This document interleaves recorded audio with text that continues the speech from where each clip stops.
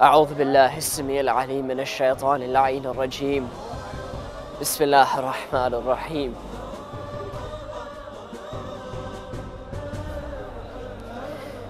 Our dearest viewers, welcome to Najaf.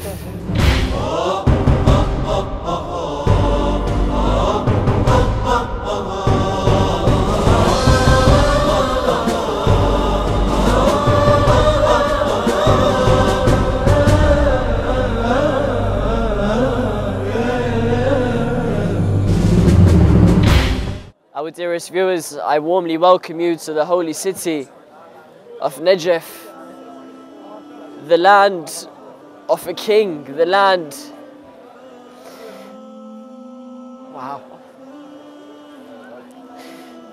the land of one of the greatest men to have ever lived upon this earth, the land of our master,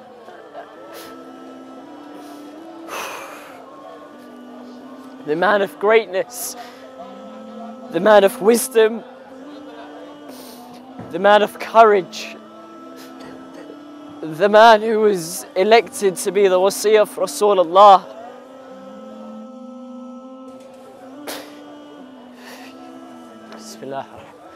The man who went through tragedy after tragedy after tragedy. The man who was the only one who carried out the funeral of Rasulullah. The man who every single person in his family was killed and poisoned. The man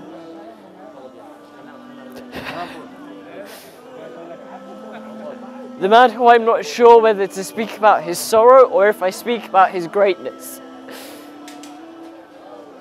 The man who is an inspiration to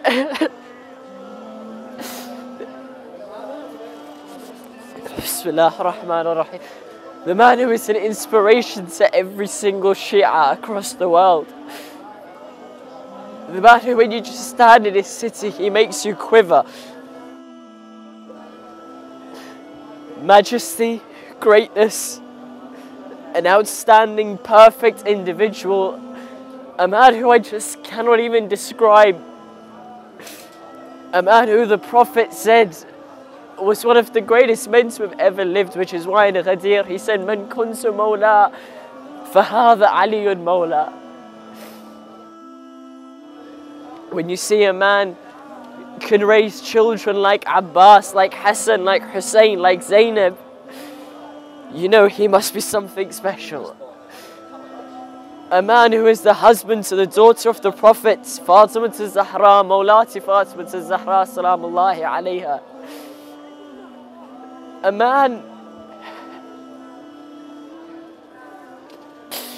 man who did two of the greatest deeds whilst doing the greatest deed doing it. And when I say that, what do I mean? I mean he's a man who gave charity whilst he was in ruku', and a man who became a shaheed whilst he was in his salah, doing two of the greatest deeds whilst doing the greatest deed, which was salah.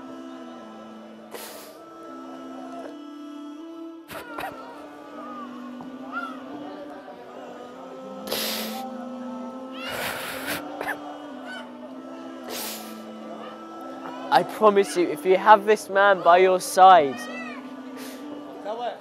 if you say that you are a Shia of Ali ibn Abi Talib alayhi salam, in this next life there is no way that you will go wrong. This man will literally hold your hand and take you to the heaven. He is the one who decides between heaven and hell. And every single tear that you shed for Mawlati Fatima, for Imam al-Hassan, for Imam al-Hussein, for Sayyid Zainab, he will say to Allah subhanahu wa ta'ala, for whatever this man or woman did wrong, the fact that he remembered one of my children or he remembered my wife, send him to heaven. Because he was one of the only people who, despite the oppression against him, who despite the bombs that are here in Baghdad, in Najaf, in Karbala, in Pakistan, in Bahrain, wherever the bombs are, we will continue to say, Ashhadu an la ilaha illallah, Ashhadu anna Muhammadur Rasulullah, and we'll proudly shout to them, Ashhadu anna Aliyan waliyullah, till the moment that they can cut off our necks. We'll continue to say that line of Shahada. I can't quite describe this man, as I'm sure you can tell. But for those of you who haven't had the experience to come to Najaf yet, to meet this man, to come and say your thanks and your salams, just do your utmost to make sure you can come. Do your utmost to make sure you can come.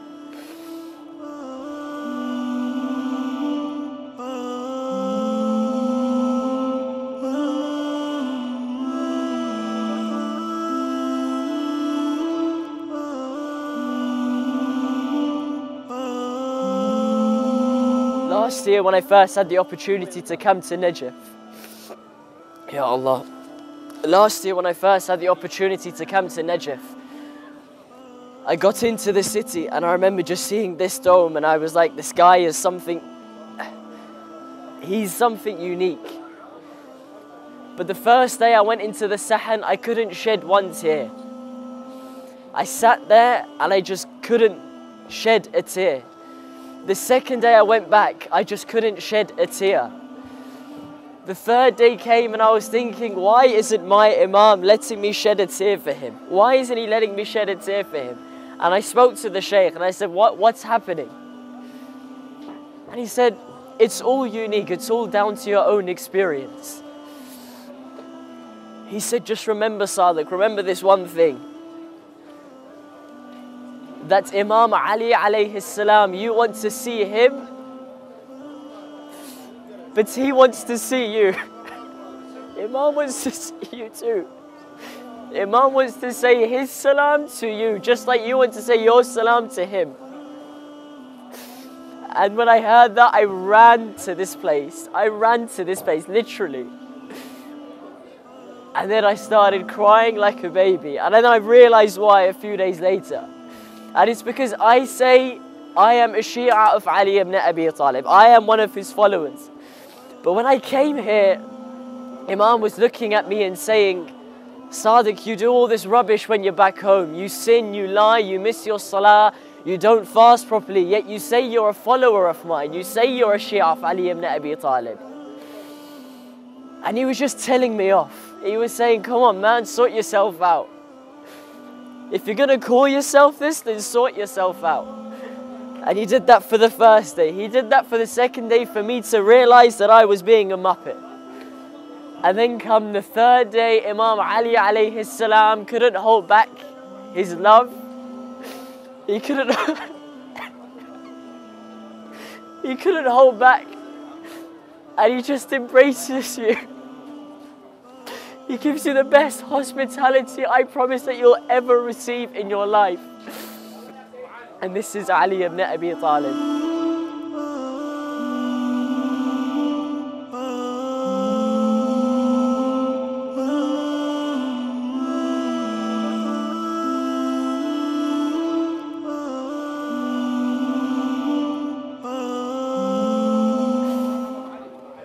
He's not describable by any poet. He cannot be painted by any artist. He cannot be justified within any verse of Quran because he was the talking Quran. And I want to end on one thing because I don't think I can say much more. I want to end on one thing. People say, if Imam Ali alayhi salam was the rightful successor, if he was the rightful Khalifa, then why didn't he take the Khilafah from Abu Bakr, from Umar and from Uthman? Why didn't he do it? And I just want to say to those of you who think this, Imam Ali alayhi salam had to show the most amount of patience ever. Why? Because it wasn't just Rasulullah that said, oh Ali, you're going to be my successor. It was the command of Allah subhanahu wa ta'ala within the Holy Quran, where Allah told the Prophet to complete the message. And eventually when he did, he said, Al-yawma akmaltu lakum deenakum. And at this moment, on this day, I have perfected your religion. So Imam Ali wasn't being stopped from following the Prophet's commands. He was being stopped from following the Quran and the will of Allah subhanahu wa ta'ala. And we end inshallah by asking this great man to accept our ziyarah inshallah. We ask him to not only grant us his visitation in this life, but his intercession, his shafa'ah in the next. And for all those of you who haven't been able to come to Najaf this year, I solemnly pray for each and every one of you right here in front of Imam Ali alayhi salam, that you'll be able to get the opportunity to stand here and to send your salam to.